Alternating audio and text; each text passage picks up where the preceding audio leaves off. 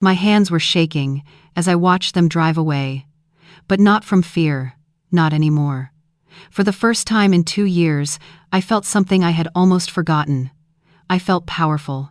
But to explain how I got here, standing in my own kitchen, with a lawyer's card in my pocket, and my son's betrayal still fresh in my mind, I need to take you back. Back to the week before Thanksgiving, when everything started to unravel. I'm Eleanor, 68 years old, retired schoolteacher, widow, and apparently, according to my daughter-in-law, a woman who can no longer be trusted with her own finances. My husband Richard passed away 3 years ago. Prostate cancer. He fought hard, but in the end, the disease won. We had 41 years together. 41 years of building a life, raising our son Kevin, and dreaming about retirement. Richard was a contractor. Started his own company when he was 29, with nothing but a truck and a toolbox. By the time he retired, Harrison Construction was worth something. Not millions, but enough. Enough for us to live comfortably. Enough for me to keep our home. And enough, apparently, to make my son forget who raised him. Kevin was always a good boy. Quiet, thoughtful, never gave us trouble in school. He met Jessica during his junior year of college. She was studying business administration, sharp, ambitious. I remember thinking those were good qualities back then. I thought she would push Kevin to reach his potential. What I didn't realize was that her ambition had no limits. And no loyalty. After Richard died, I kept things simple. I stayed in our house. The same 3-bedroom colonial we bought in 1982. White shutters, wrap-around porch, garden in the back where I grow tomatoes every summer. Kevin and Jessica lived about 40 minutes away. In one of those new developments with the big houses and tiny yards. They had their life. I had mine. We saw each other on holidays, occasional Sunday dinners. It was fine. Normal. Or so I thought. The first sign something was wrong came about 6 months after Richard's funeral. Kevin called to ask about the life insurance policy. How much was it? Had I received the payout? Where was I keeping the money? I thought he was just concerned, making sure I was financially stable. I told him not to worry. Dad had taken care of everything. I was fine. The questions didn't stop there. Over the next year, little comments started slipping into our conversations. Had I thought about downsizing? This house is a lot for one person, Mom. The maintenance, the yard work, the heating bills. Wouldn't I be more comfortable in a smaller place? Maybe an apartment? They even sent me brochures for senior living communities, the kind with activities and meal plans and nurses on call.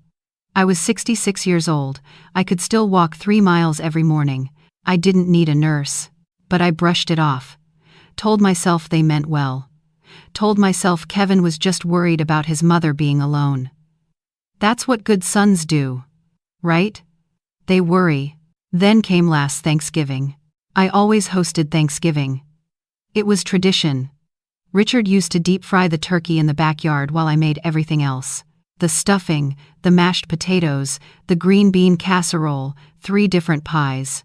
After he died, I kept the tradition going. Smaller scale. But still, family mattered. Tradition mattered. Kevin and Jessica arrived around noon with their 2 kids. Tyler was 12, Madison was 9. Good kids, though I barely knew them anymore. They spent most of their time on tablets and phones. Jessica herded them into the living room, while Kevin helped me set the table. That's when I noticed the folder. It was sitting on the counter, next to Jessica's designer purse. Manila folder, thick with papers. I didn't think much of it at first. Kevin saw me looking and quickly moved it to the other room. Just some work stuff, he said. Jessica brought it by mistake. Dinner went fine. Tyler actually put down his tablet long enough to compliment my pumpkin pie. Madison helped me clear the plates. For a few hours, it almost felt like the old days. Almost. After dessert, Jessica suggested the kids go play in the backyard. It was cold, but they bundled up. Then Jessica closed the sliding door. And Kevin went to get the folder. Mom, Jessica said, sitting down across from me at the dining table, We need to talk about your future." "My future?" I asked. She slid the folder toward me. Kevin sat next to her, looking at the table, not at me. That should have been my first warning. My son couldn't look me in the eye. "We've been doing some research," Jessica continued. "And we think it's time to start thinking about protecting your assets. You're not getting any younger. And with Dad gone, there's no one to help you manage things." "I manage things just fine," I said. "Mom," Kevin finally spoke, "just hear us out, please." Jessica opened the folder. Inside were documents. Legal documents. Power of attorney forms. Bank account authorization papers. A deed transfer agreement for the house. And something called a living trust amendment that would put my assets under Kevin's name for management purposes. "We've already spoken to a financial advisor," Jessica said, "and a lawyer. They both agree this is the smart move. You'll still live here, of course. Nothing changes day to day, but if something happens to you, if you get sick or injured, we need to be able to access your accounts, pay your bills, handle your affairs. This just makes everything legal and official." I stared at the papers. Then I stared at my son. "Kevin," I said slowly, "are you asking me to sign over control of my finances? My house?" He shifted uncomfortably. "It's not like that, Mom. It's just a precaution." "A precaution against what?" I asked. "Against me?" Jessica jumped in. "Eleanor, please don't take this the wrong way. We're trying to help you. My grandmother didn't have these protections in place, and when she got dementia, it was a nightmare. Legal battles, frozen accounts, family fighting. We don't want that for you. For us." "I don't have dementia," I said. "Not yet," Jessica replied. "But these things can happen fast, and once they do, it's too late to set up protections. The time to do this is now, while you're still competent. While I'm still competent." The words hung in the air like smoke. I looked at Kevin. My son. The boy I raised. The boy I sat with through chicken pox and homework and heartbreak. The boy who cried at his father's funeral and told me he would always be there for me. "Did you plan this?" I asked him. "Did you two plan to ambush me on Thanksgiving?" "It's not an ambush," he said weakly. "We just thought, with the whole family together, you thought you'd corner me after I spent 2 days cooking for you." Jessica's expression hardened. "Eleanor, you're being dramatic. We're offering you protection, security. Most people your age would be grateful." "I am not most people," I said. "And I am not signing anything." I pushed the folder back across the table. Kevin reached for my hand. "Mom, please, just think about it. Take the papers. Read them over, and we can talk again at Christmas." I pulled my hand away. "I don't need time to think about it. The answer is no." Jessica's face went cold. That warmth she had shown earlier, complimenting my cooking, helping with the dishes, it vanished like it had never existed. "Fine," she said, standing up. "But don't say we didn't try to help you. When something goes wrong, when you fall and can't get to the phone, when you forget to pay a bill and the lights get shut off, don't expect us to drop everything and fix it." She called for the kids. They grabbed their coats. Kevin lingered at the door. "Mom," he said, "I'm sorry it went this way. I really thought we could work this out." "There's nothing to work out," I told him. "I'm your mother, Kevin, not your investment portfolio." They left. And I sat alone at the dining table, surrounded by dirty dishes and leftover pie, wondering when exactly I had lost my son. The next few months were strange. Kevin called occasionally, always with the same question buried somewhere in the conversation. "Have you thought more about those papers, Mom? Jessica says she knows a great elder care attorney who could explain everything. We just want what's best for you." "What's best for me?" They kept saying that. Like I was a child who didn't know what was best for herself. I started paying closer attention. To the news. To stories about elderly people being exploited by family members. There was a term for it. Elder financial abuse. I read about parents who signed over their homes only to be evicted, about grandparents whose bank accounts were drained by people they trusted, About widows whose life savings disappeared into the hands of their own children. I wasn't paranoid, I wasn't senile, I was seeing clearly for the first time in years. Christmas came and went, I didn't host.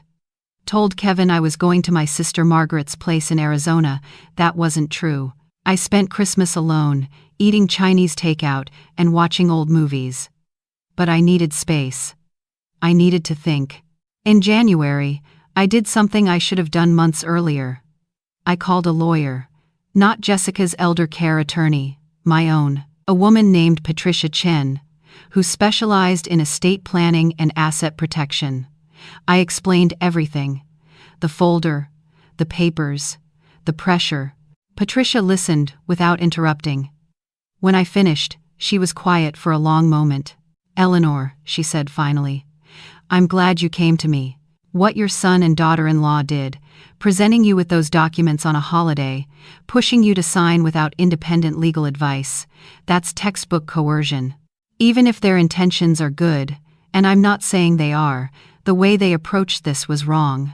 "What should I do?" I asked. "First," Patricia said, "don't sign anything.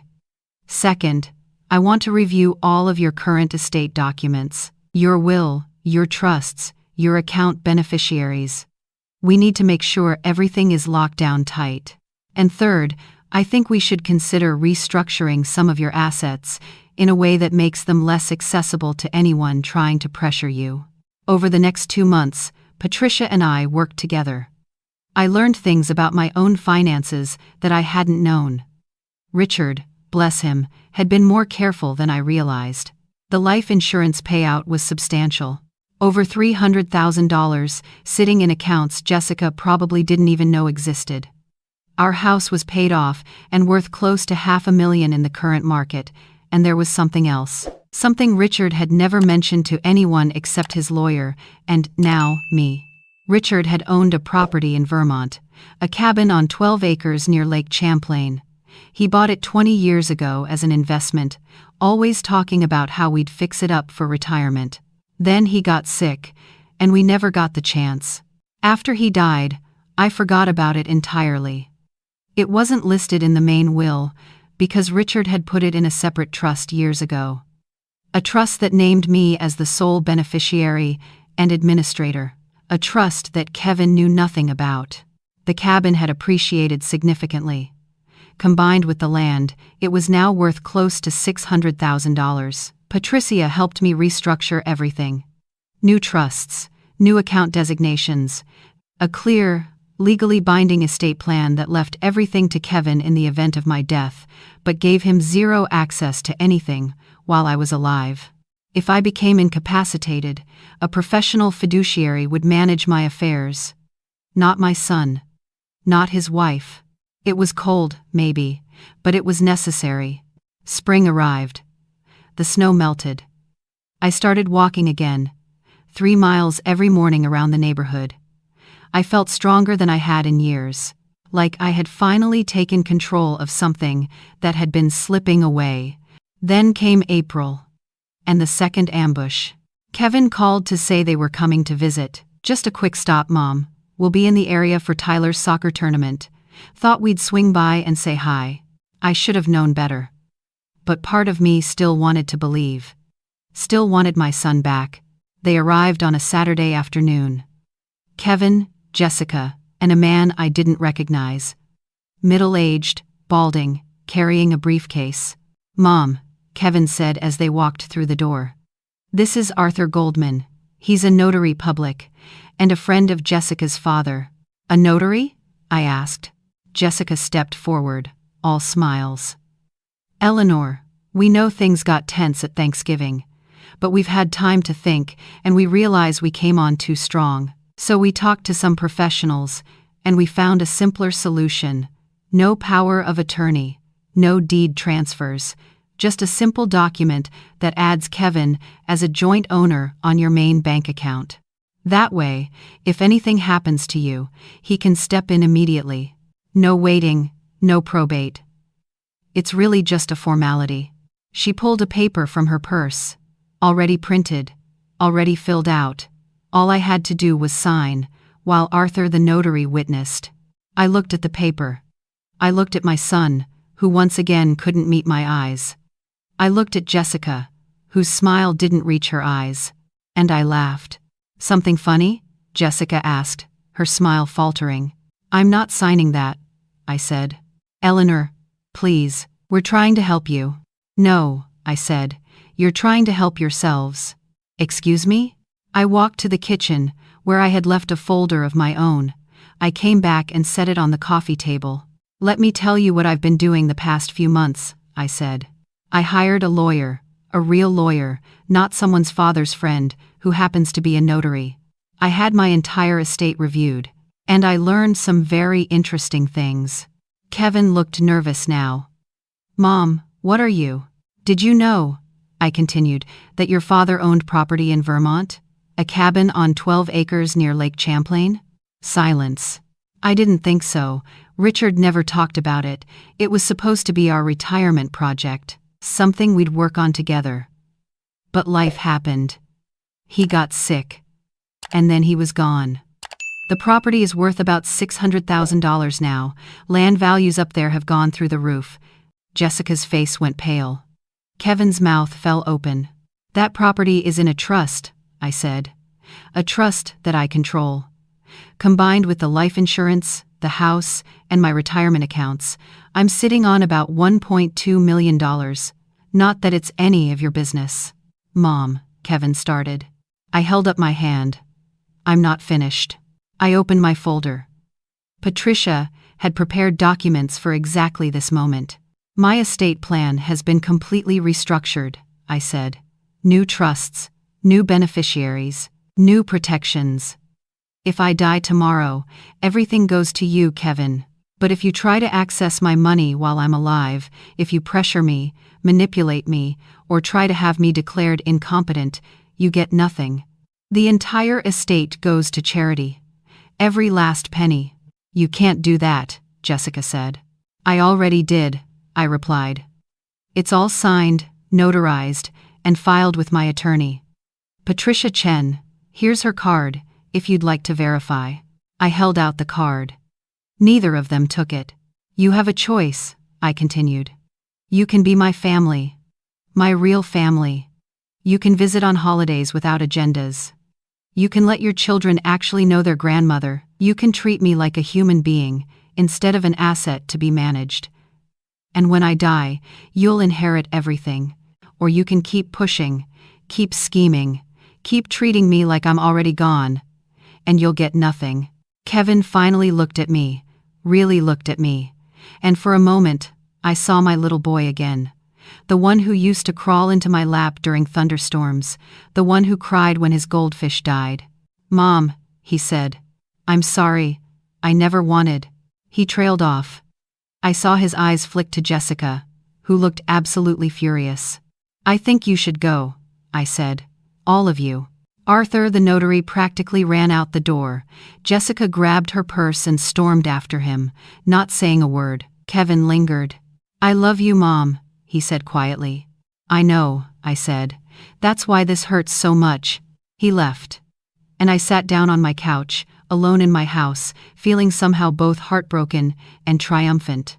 The weeks after that confrontation were quiet. No calls from Kevin, no surprise visits. Part of me grieved for the relationship we used to have. The easy Sunday dinners, the genuine conversations.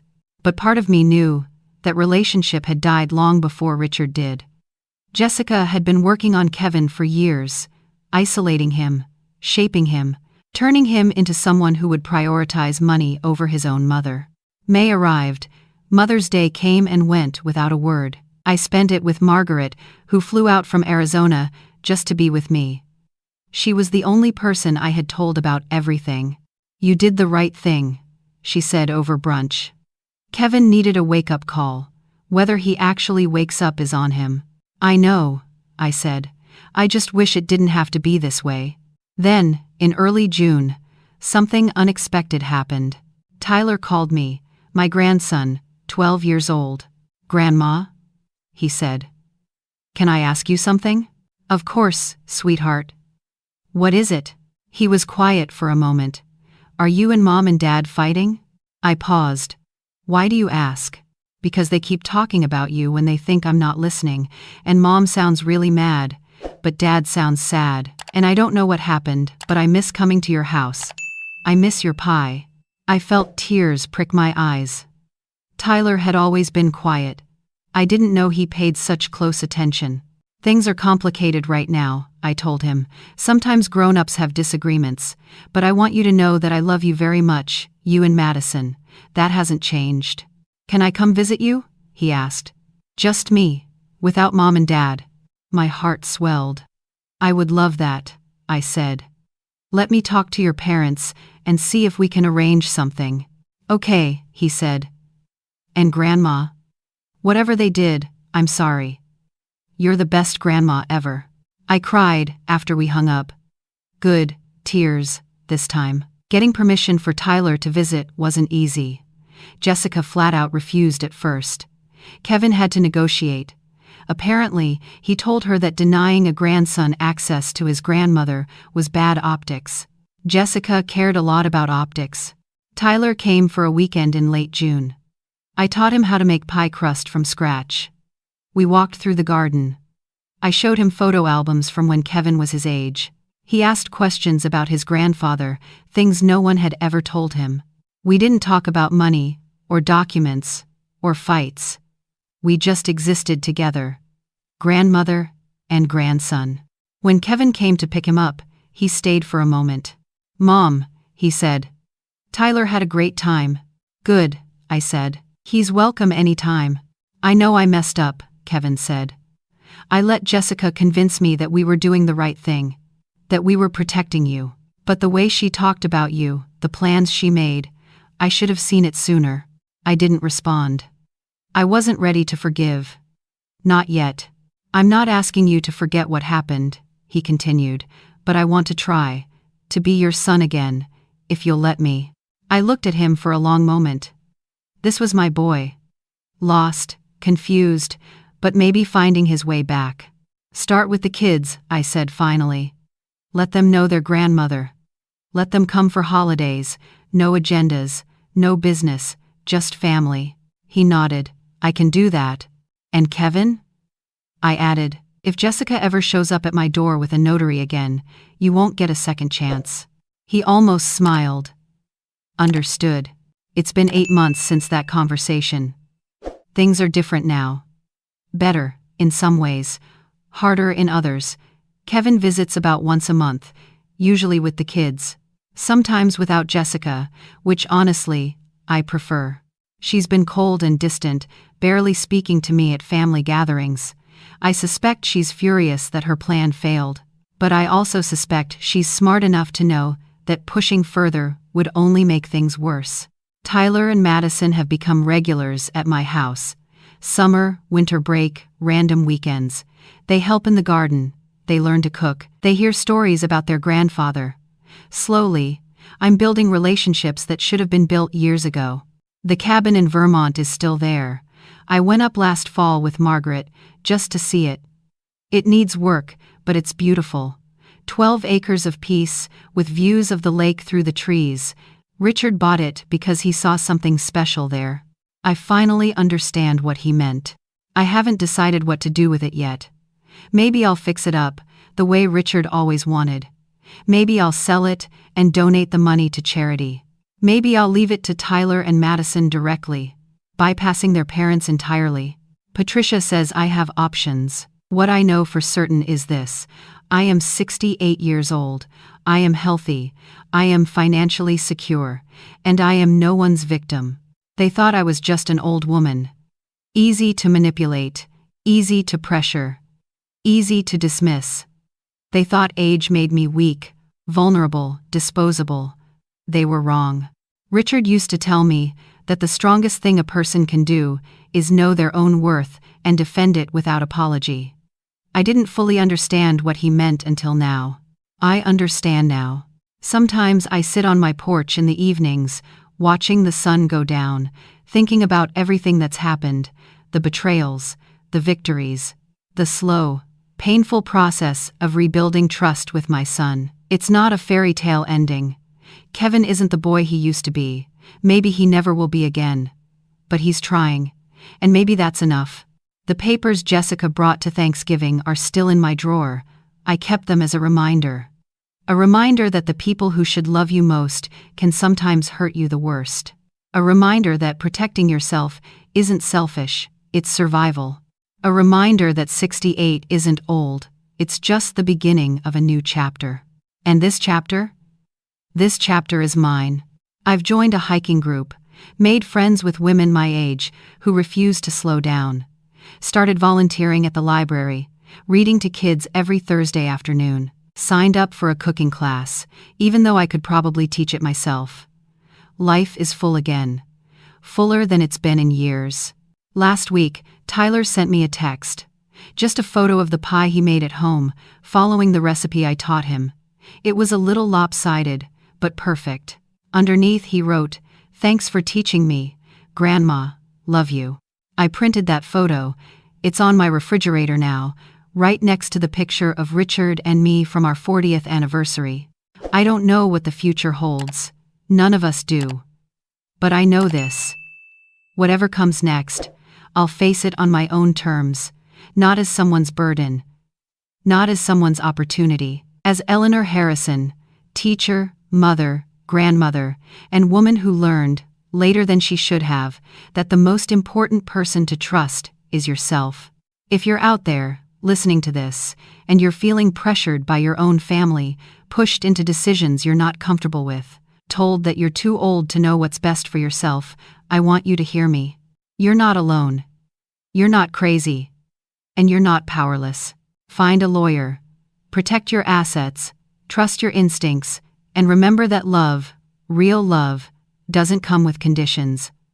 Real love doesn't show up with paperwork and notaries. Real love sits with you through chemotherapy and holds your hand at funerals and calls just to hear your voice. Anything less isn't love. It's business. And you, my friend, are nobody's transaction. Thank you for listening. My name is Eleanor, and this is my story.